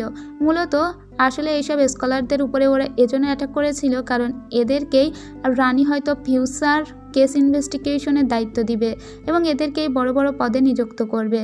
তো যেসব অস্ত্র দিয়ে ওদের উপরে আক্রমণ করা হয়েছিল, সেন্দু সেই সব অস্ত্র নিয়ে সোজা চলে যায় রানীর কাছে আর রানীকে গিয়ে বলে, প্রিন্স শিয়ানের অস্ত্র এইগুলো ইউজ করা হয়েছে, তাহলে আমার মনে হয় এই কেসের সঙ্গে কোনোভাবে প্রিন্স শিয়ান জড়িত আছে। কিন্তু প্রিন্স শিয়ান অস্বীকার করে বলে, এই কেসের সঙ্গে কোনোভাবেই আমি জড়িত নই, এটা দেখতে আমার অস্ত্রের মতো ঠিক আছে, কিন্তু কেউ হয়তো আমার অস্ত্র চুরি করে ব্যবহার করেছে আমাকে ফাঁসানোর জন্য। এদিকে আমরা অন্য একটা মেয়েকে দেখতে পাই। আসলে ইয়ান সিং যে শপের কথা জানতে পেরেছিল ওই শপেই এই মেয়েটি কাজ করে। এই মেয়েটিও কোনোভাবে একটা কেসের ব্যাপারে জড়িত, তাই এই মেয়েটির সঙ্গে দেখা করতে যায় সেন্দু। মেয়েটি সেন্দুকে দেখে বলে, সেন্দু আমি তোমাকে অনেক পছন্দ করি, আমি তোমার কথা অনেক শুনেছি আর তোমার মতো সুদর্শন ছেলেকে আমি সবসময় বিয়ে করতে চাইতাম, তুমি আমাকে বিয়ে করবে? সেন্দু তখন বলে, বিয়ে? আমার অলরেডি একটা ওয়াইফ আছে, একজনকে নিয়েই বাঁচি না, আমি আরেকটা বিয়ে করব? এবার এই মেয়েটিকে তখন ইয়ান সিং বলে, ঠিক আছে তুমি যদি ওকে ভালোবাসো তো ওর কাছাকাছি থাকতেই পারো, কারণ কিছুদিন পরেই আমি ওকে ডিভোর্স দিয়ে দিব। তখন সেন্দুও বলে, ঠিক আছে তাহলে যদি আমার ওয়াইফ তো সবসময় কেস ইনভেস্টিগেশন নিয়ে থাকে, তুমি বরং আমার বাড়িটা সামলিও, আমার বাড়ির বিভিন্ন কাজকর্ম করো, সেটা যদি করতে পারো তাহলে আমাদের সঙ্গে আমাদের বাড়িতে যেতে পারো। এরপরে সেন্দু ওই মেয়েটিকে নিয়ে নিজের ম্যানশনে নিয়ে আসে। আসলে এর পিছনে সেন্দুর একটা কারণ আছে, এই মেয়েটি কোনো কেসের সঙ্গে জড়িত, এর জন্য ওকে চোখে চোখে রাখতে চায় সেন্দু, সেজন্যই তো মূলত নিয়ে এসেছে। এর পরের দৃশ্যে ইয়ান সিং এর পানসি নামের একটা ছেলের সঙ্গে দেখা হয়। এ হচ্ছে সেই স্কলার যার উপরে আক্রমণ করা হয়েছিল। এর সঙ্গে খুব ভালো বন্ধুত্ব হয়ে যায় খুব দ্রুত ইয়ান সিং এর, আর সেন্দুর কিন্তু এসব একদমই সহ্য হচ্ছিল না। এরপরে সেন্দুর কাছে আরও একটা লেটার আছে আর সেন্দু ওর বউকে নিয়ে সোজা ওর ম্যানশনে চলে আসে। এরপরে দেখা যায় যে ওই স্কলারদের পরীক্ষা হয়েছে এবং এই স্কলারদের পরীক্ষা হয়েছিল যে ওরা ইম্পেরিয়াল গার্ডে অবদান রাখতে পারবে কি পারবে না। রানী নিজে খাতা পড়ে পানসিকে নিযুক্ত করে এবং ওকে একটা সিক্রেট ডিটেকটিভ হিসেবে নিযুক্ত করে। এদিকে অন্য একটা কেস ইনভেস্টিগেশন করার জন্য একটা জায়গায় গিয়েছিল ইয়ান সিং, আর ইয়ান সিং এর উপরে অতর্কিতভাবে কেউ একটা হামলা করে। ঠিক তখনই ওখানে চলে আসে সেন্দু, আর সেন্দু ইয়ান সিংকে বাঁচিয়ে নেয়। ইয়ান সিংকে যে লোকটি মারতে এসেছিল সেই লোকটি এখান থেকে না মেরে পালানোর সময় লুসি ওই লোকটিকে ধরে ফেলে আর বলে, তুই ইয়ান সিংকে মারতে চেয়েছিলিস তাই না? ঠিক তখনই লুসির গলা টিপে ধরে ওই লোকটা। ঠিক ওই সময়ই ওখানে মাস্ক পরা সেই লোকটা চলে আসে আর লুসিকে বাঁচিয়ে নেয়, আর লুচিকে বলে, সবসময় আমি তোমাকে প্রোটেক্ট করব, শুধু আমি তোমার পাশে থাকতে চাই। এই মাস্ক পরা লোকটিকে আপনারা জানলে অবাক হবেন। এর পরের দৃশ্যে আমরা আবার দেখতে পাই ইয়ান সিং এবং সেন্দুকে। সেন্দুর শরীরে কিছু আঘাত লেগেছিল আর ইয়ান সিং সেই সমস্ত কিছু ট্রিট করছিল। করতে করতে ওরা অনেক কাছাকাছি এসে যায়, কিন্তু কাছাকাছি এসেও যেন ওদের কাছে আসা হয় না। এদিকে যেহেতু চাইবয়ে এবং হান ফিরে এসেছে তাই ওদের বিয়ের ব্যাপারে কথাবার্তা হচ্ছিল, আর যেহেতু ওদের বিয়ের ব্যাপারে কথাবার্তা হচ্ছে ওখানে সেন্দু আর ইয়ান সিংকে ওরাও ডাকে এবং সবাই মিলে একটা আলাদা সিদ্ধান্তে পৌঁছায়। সমস্ত সিদ্ধান্তে পৌঁছানোর পরে সবাই যখন চলে যায় তখন আজকে শ্বশুরবাড়িতেই থেকে যাবে সেন্দু এরকম একটা সিদ্ধান্তই নেয় এবং নিজের বউকে কোলে করে নিয়ে সোজা ঘরের ভিতরে চলে আসে। কিন্তু ওরা একটা জায়গায় শোয় না, ওরা দুইজন দুই বেডে শোয়। কিন্তু ইয়ান সিং এর এখন ঘুম আসছিল না, তাই ও কিছুক্ষণ পরেই না ঘুমিয়ে উঠে সোজা বাহিরে চলে আসে। আর ইয়ান সিংকে বাহিরে আসতে দেখে সেন্দু নিজেও বাহিরে চলে আসে, কিন্তু বাহিরে ছিল অনেক অন্ধকার। আর সব থেকে বড় মিস্ট্রিটা এখানেই, আসলে সেন্দু অন্ধকারে কিছুই দেখতে পায় না। ইভেন ও খুব ঝাপসা দেখছিল ইয়ান সিং এর মুখটা। এবার ইয়ানসিং তখন বুঝতে পারে যে সিন্ধু আসলে অন্ধকারে কম দেখে, এজন্যই তো সারা রাত ও নিজের রুমের লাইটটি জ্বালিয়ে রাখে।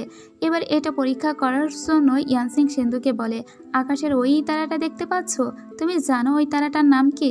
আর সিন্ধু ভুলভাল উত্তর দিচ্ছিল, আসলে আকাশে তো কোনো তারাই ছিল না। এরপরে ইয়ানসিং সিন্ধুকে একটা গল্প বলে, ওর ছোটবেলার গল্প। একটা ছেলের সঙ্গে ওর দেখা হতো, ডিটেকশন সেল থেকে ও গর্ত খুঁড়ে ওই ছেলেটির সঙ্গে দেখা করতে যেত।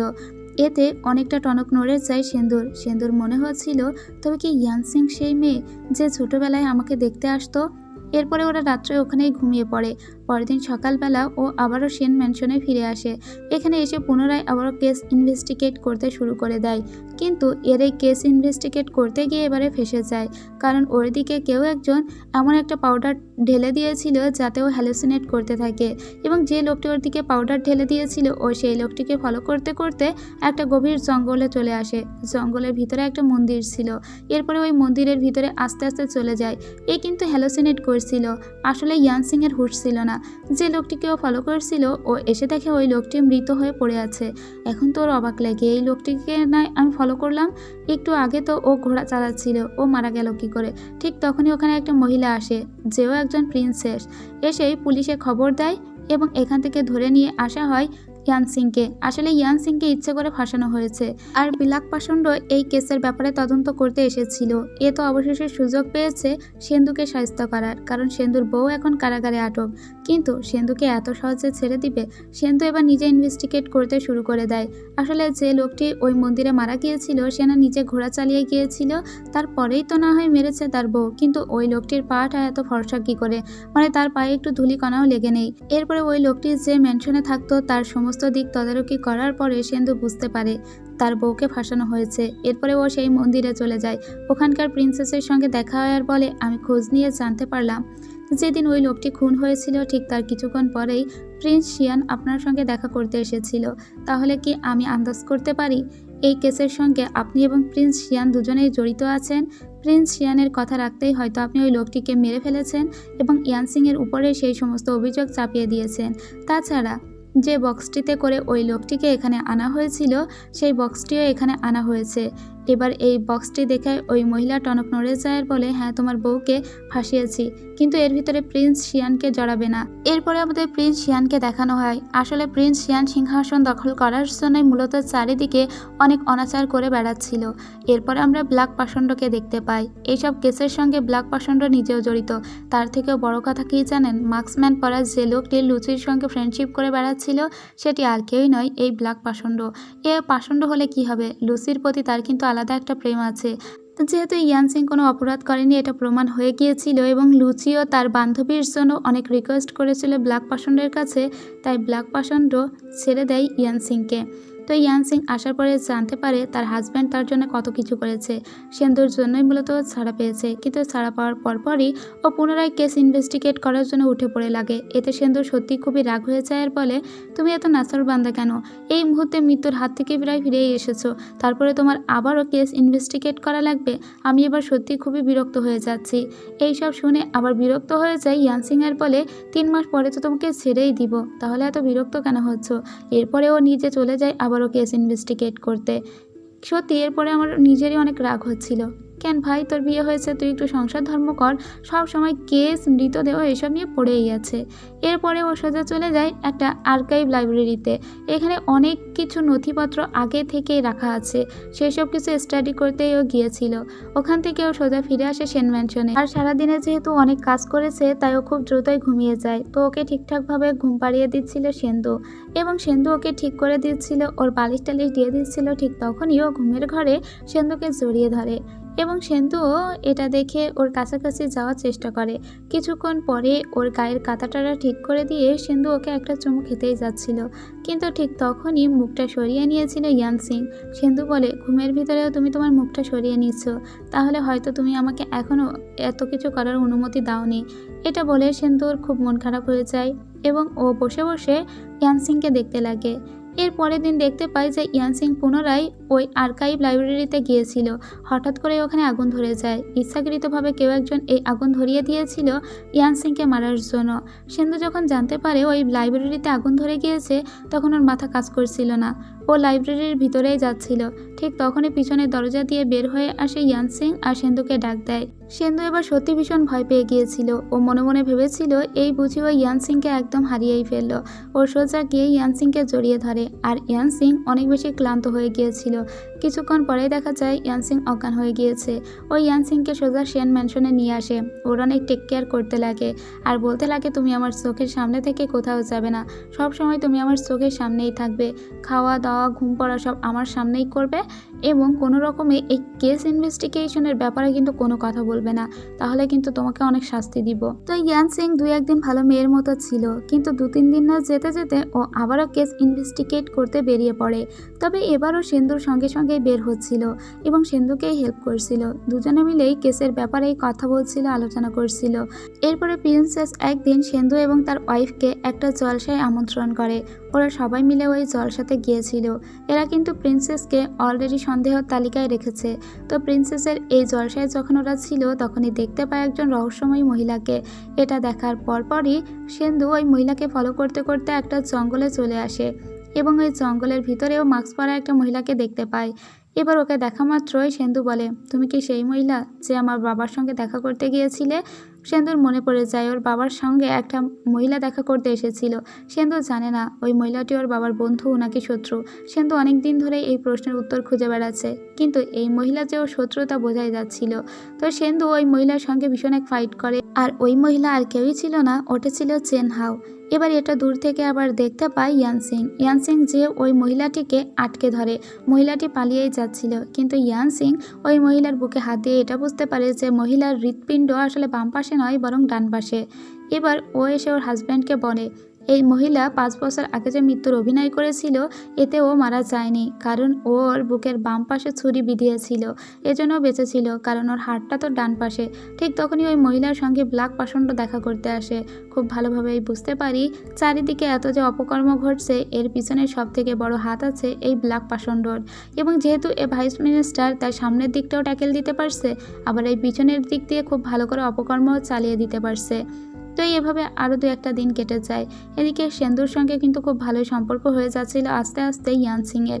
এরপরে একদিন একটা জায়গায় আমরা দেখি কিছু লোক চেন হাওকে ভগবান বলে মানছিল।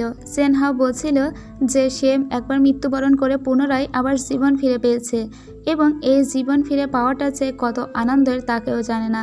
সবার সামনে ও ওর হৃদয়ের বাম পাশে ছুরি বিধিয়ে বলে, দেখো আমি কিন্তু এক্ষুনি মরে যাব, কিন্তু আমি মরছি না, তার মানে দেখেছো আমি অমরত্ব কায়েম করে ফেলেছি।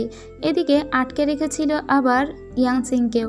এ মহিলা আসলে মূলত ইয়ানসিংকে আজকে মারার জন্য এসেছিল, কিন্তু সিন্ধু তখনই দেখতে পায় ইয়ানসিংকে, এবং ইয়ানসিংকে বাঁচানোর জন্য ও আবারও চেন হাওয়ের সঙ্গে যুদ্ধ করতে যায়। আর এ তো খুব ভালোভাবেই জানে চেন হাওয়ের হৃদয়টা আসলে ডান পাশে, তাই ওকে ডান পাশে আঘাত করলেই ও মারা যাবে। এখানে ওদের দুজনের তুমুল একটা ফাইট হয়। এতে সিন্ধু কিন্তু খুব সিরিয়াসলি ইনজুর্ড হয়ে পড়ে, কিন্তু চেন হাওকে সবার সামনেই মেরে ফেলেছিল। আর এবার সত্যি সত্যি চেন হাও মারা যায়। সিন্ধুকে বাসায় নিয়ে আসা হয় এবং সিন্ধুর ট্রিটমেন্ট করছিল ইয়ানসিং নিজেই। ইয়ানসিং একজন ইনভেস্টিগেটর হলেও ও অটোপসি খুব ভালোভাবেই করতে পারত, এবং ওর নিজের হাজব্যান্ডের চিকিৎসা নিজেই করছিল। এদিকে চেন হাও মারা যাওয়ায় ব্ল্যাক পাষণ্ড খুবই কষ্ট পেয়েছিল। এ পাষণ্ড হলে কি হবে, নিজের বোনের প্রতি আবার খুব ভালোই মায়া আছে। আসলে চেন হাও এর বোন হয়, কিন্তু ও চেন হাওয়ের জায়গায় পুনরায় আরও একটা চেন হাওকে জোগাড় করে ফেলেছে, যে ছিল চেন হাওয়ের যমজ বোন, যারা দেখতে একদম একই রকম। এদিকে একদিন কেটে গিয়েছে। সিন্ধুর জ্ঞান ফিরে আসে অনেক পরে। সিন্ধুর যখন জ্ঞান ফেরে তখনও দেখে ইয়ানসিং ঘুমাচ্ছে, তাই ও পুনরায় আবারও ঘুমিয়ে পড়ার নাটক করে। ইয়ানসিং তখন ঘুম ভেঙে বলে, সিন্ধু তুমি কি আর চোখ খুলবে না? তুমি কখন চোখ খুলবে? এরপরে ওর হাতে একটাও বাঁশি নেয়, যে বাঁশিটা অনেক ছোটবেলায় সিন্ধু ওকে দিয়েছিল। এই বাঁশিটা সিন্ধু কিন্তু দেখতে পায়। তখনই সিন্ধু বুঝতে পারে আসলে ইয়ানসিংই সেই ইয়ানসিং, ছোটবেলা থেকে যাকেও খুব ভালোবাসতো। এই বাঁশিটাটা ও ওই ছোট্ট ইয়ানসিংকে দিয়েছিল, তার মানে আবার ঈশ্বর তাদেরকে এক করেছে। যেভাবে তারা আলাদা হয়ে গিয়েছিল ঠিক সেইভাবেই তারা দুজন কাছাকাছি চলে এসেছে। আর সিন্ধুর মনে শুধু ওই ইয়ানসিং ছিল ছোটবেলা থেকেই। আজকে যখন সিন্ধু এটা জানতে পারে যে তার বউ ইয়ানসিংই সেই ইয়ানসিং, তখন তো সিন্ধুর অনেক আনন্দ হচ্ছিল। কিন্তু সিন্ধু আবারও চোখ বুজে থাকে যাতে ও আরও একটু বেশি আদর পেতে পারে ওর বউয়ের। এদিকে ইয়ানসিং সিন্ধুর মাথার পাশে একটা চিঠি দেখতে পায়, যে চিঠিটা দেখে ও মনে করে এই হয়তো অন্য কেউ যাকে সিন্ধু মন থেকে ভালোবাসে, হয়তো ছোটবেলার কোনো বান্ধবী হতে পারে। ঠিক তখনই লুচি চলে আসে দেখা করতে ইয়ানসিংয়ের সঙ্গে। ইয়ানসিংকে বলে যে তুমি 3 মাস পরে নাকি সিন্ধুকে ডিভোর্স দিতে চেয়েছো, তাহলে তোমার জন্য কি ছেলে দেখবো? কারণ 3 মাস তো অলরেডি প্রায় হতে যেতেই চললো। তো কাকে দেখবো বলো? ইন্সপেক্টর সুকে দেখলে কেমন হয়, বা পানসি, এরা কিন্তু খুব ভালো ক্যান্ডিডেট, ওদের সঙ্গে তোমার বিয়েটা দিতেই পারে, কিন্তু আসলেই খুব ভালো হবে। এই সাদা ভূতটাকে বিয়ে করে তুমি মোটেও সুখী নাও, আসলে আমি এটা বুঝতে পারি। আর এইসব কিছু সিন্ধু শুনে তো জ্বলে পুড়ে মরছিল, ও আর শুয়ে থাকতে পারে না। ও তখন কথা বলে ওঠে আর লুচিকে এখান থেকে গেট আউট বলে বের হয়ে যেতে বলে। লুচি তখন বলে এই দেখো ওর আবার জ্ঞান ফিরে এসেছে, যাই হোক আমি তাহলে যাই। এদিকে সিন্ধু বলে কি, আমি মরতে পারিনি তার আগেই তুমি কিনা বর ঠিক করছো? ইয়ানসিং তো ব্যাপারটাকে হেসেই উড়িয়ে দেয় আর সিন্ধুর অনেক টেক কেয়ার করতে লাগে। এরপরে ইয়ানসিংকে ডেকে পাঠায় রাজমাতা। আর রাজমাতা ইয়ানসিংকে এটা বলেছিল যাতে ইয়ানসিং সামনের পরীক্ষায় অংশগ্রহণ করে এবং ইয়ানসিং বড় পদের একজন পুলিশ হতে পারে। আর এই পুলিশের চাকরির পরীক্ষায় অংশগ্রহণ করতে গেলে ওকে অনেক পড়াশোনা করতে হবে। এদিকে ব্ল্যাক পাষণ্ড নিজের মুখের মাস্ক সরিয়ে লুসির সামনে দেখা করতে আসে। আর লুসি একে দেখার পরে ওর সঙ্গে খুব ভালো সম্পর্ক রেখে দেয়, কারণ লুসি তো আর জানে না ব্ল্যাক পাষণ্ড আসলেই কত খারাপ একটা মানুষ। এরপরে আমরা আবার ইয়ানসিংকে দেখতে পাই, ও সারাক্ষণ পড়াশোনা করছিল, কারণ সামনেই ওর চাকরির পরীক্ষা। এই পরীক্ষাটাই ভালো করতে পারলেই ও গ্রেট একজন পুলিশ অফিসার হতে পারবে। আর যদি তা হতে পারে তাহলে ও অনেক অনেক কেস ইনভেস্টিগেট করতে পারবে। সারা দিন রাত জেগে জেগেও পড়াশোনা করতে লাগে। আর ওর হাজব্যান্ড সিন্ধু ওর অনেক টেক কেয়ার করতে লাগে, মাঝে মাঝে ওকে চা দিত, পানি দিত, আর মাঝে মাঝে কেস সলভ করতেও অনেক হেল্প করতো। এরপরে বহুল আকাঙ্ক্ষিত সেই পরীক্ষা শুরু হয়ে যায়। পরীক্ষাতে খুব ভালো কিন্তু পরীক্ষা দিয়েছিল ইয়ানসিং এবং ও এই পরীক্ষাতে ফার্স্ট হয়েছিল। ওর পরিবারের সবাই যখন এটা দেখে অনেক খুশি হয়ে যায়, বিশেষ করে সিন্ধু খুব হ্যাপি হয়েছিল। তার বউ এত বড় একটা র্যাঙ্ক পেল এবং কনস্টেবল থেকে যে একদম সরাসরি পুলিশে উন্নীত হয়েছে, তার জন্য তো খুশি হতেই হবে। এরপরে রানী আবার ডেকে পাঠায় সিন্ধু এবং ইয়ানসিংকে, আর ওদেরকে বিশেষ একটা দায়িত্ব দিয়ে বলে তোমাদেরকে এখনই একটা দূরের শহরে যেতে হবে। উত্তরের ওই শহরে খুবই ঠান্ডা পড়ে, ওখানে নাকি ইদানিং মানুষকে ডেমনের দেখা পাওয়া যাচ্ছে এবং সে অনেক অনেক মানুষকে মেরে ফেলছে। তো তোমরা ওই কেসটা ইনভেস্টিগেট করতেই যাও। তুমি মূলত সিন্ধু যাও এবং তোমার ওয়াইফকেও সাথে নিয়ে যাও। আর সিন্ধুর ওয়াইফ অর্থাৎ ইয়ানসিংকে কিছু কাপড়ও গিফট করে রাজমাতা, আর বলে যেহেতু ওখানে অনেক ঠান্ডা পড়বে তাই আলাদা করে এই কাপড় তোমাকে দিলাম। আর একটা কথা মনে রাখবে, দেখা চোখে অনেককেই ভালো মনে হতে পারে কিন্তু তাদেরকে ভালো ভাববে না, তাদের পিছনেও একটা গভীর ষড়যন্ত্র বা খারাপ একটা চেহারা লুকিয়ে থাকতে পারে। এরপরে ইয়ানসিং সবার কাছ থেকে বিদায় নিয়ে স্বামীর সঙ্গে বেরিয়ে পড়ে এক অজানা গন্তব্যে, যে শহরে ও আগে কখনো যায়নি। কিন্তু অনেক পথ জার্নি করার দরুন ওর তো বমি চলে আসছিল। যেমন আমরা বাসে করে অনেক পথ যাওয়ার ফলে আমাদেরও বমি চলে আসে, ওর সে ক্যারেজে চড়েও এরকম হবে আমি বুঝতে পারিনি আসলে। তো কিছুক্ষণ মাঝপথে গাড়িটি দাঁড় করিয়ে দেয় ওর হাজব্যান্ড সিন্ধু। সিন্ধু বলে আমি তো ভাবতেই পারিনি যে ইয়ানসিং এত নড়বড়ে একটা মেয়ে, যে কিনা গাড়িতে উঠলে একটু জার্নি করলেই বমি করে দেয়। এরপরে ইয়ানসিংকে আলাদা করে ও ঘোড়ায় চড়িয়ে পুরো পথটা নিয়ে আসে। আমাদেরও মাঝে মাঝে এরকম মনে হয়, ইস গাড়ি থেকে নেমে যদি একটা বাইকে কিংবা অন্য কিছুতে যেতে পারতাম তাহলে বাসের এই অসহ্য যন্ত্রণা সহ্য করতে হতো না। কিন্তু আমাদের তো সিন্ধুর মতো মানুষ নাই। তো আরও কিছু পথ জার্নি করার পরে ওরা সেই বরফ শীতল শহরে চলে আসে। এই শহরের নাম ইংজু, আর এই শহরের গভর্নর হলো মিস্টার মো। মূলত এর প্যালেসেই এরা থাকবে। আর মিস্টার মো কিন্তু অনেক বেশি পরিচিত সিন্ধুর। সিন্ধু যাকে বড় ভাইয়ের মতোই বিশ্বাস এবং শ্রদ্ধা করে। আসা মাত্রই সিন্ধু একে ভীষণ শ্রদ্ধা করে এবং ভাই বলে ডাকে। আর এটা দেখে ইয়ানসিং বুঝতে পারে এই লোককে অন্ধবিশ্বাস করে সিন্ধু। এরপর গভর্নর ওদের এখানকার থাকার ব্যবস্থা করে দেয়। এখানে থেকেই মূলত ওরা কেস ইনভেস্টিগেট করবে এবং ওদেরকে এখানে অনেক দিনই থাকতে হবে। আর এর সাথে সাথেই প্রথম পর্বের গল্পটি শেষ।